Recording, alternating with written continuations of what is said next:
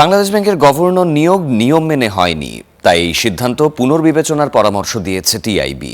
এছাড়া রাষ্ট্রীয় প্রতিষ্ঠানের তথ্যের অবাধ প্রবাহ না থাকলে দুর্নীতি প্রতিরোধ কঠিন হবে বলে জানিয়েছেন সংস্থাটির নির্বাহী পরিচালক।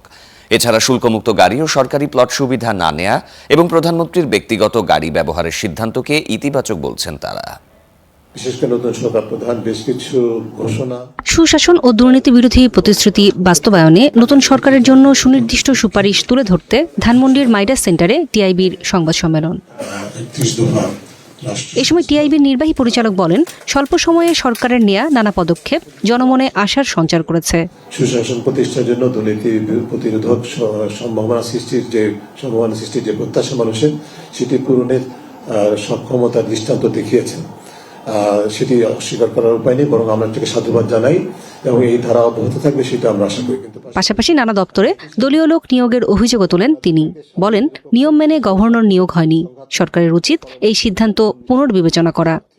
নবনিযুক্ত গভর্নরের নিয়োগ বাতিল করতে হবে এবং সংশ্লিষ্ট খাতে পরীক্ষিত দক্ষতা অভিজ্ঞতা সম্পন্ন ব্যক্তি, বিশেষ করে সর্বোপরি গভর্নরের দায়িত্বের আওতাভুক্ত সকল বিষয়ের স্বার্থের দ্বন্দ্বের ঊর্ধ্বে ভূমিকা পালনে সক্ষম এমন ব্যক্তিকে নিয়োগ দিতে হবে। এছাড়া স্বাধীন তথ্য কমিশন গঠন করে দুর্নীতিমুক্ত দেশ গড়তে সর্বক্ষেত্রে স্বচ্ছতা ও জবাবদিহিতা নিশ্চিতের তাগিদও দিয়েছে টিআইবি। আমরা আশা করব বর্তমান সরকার, নতুন সরকার অনতিবিলম্বে এই কাজটি প্রাধান্য দিবে। নূরে জান্নাত, স্টার নিউজ, ঢাকা।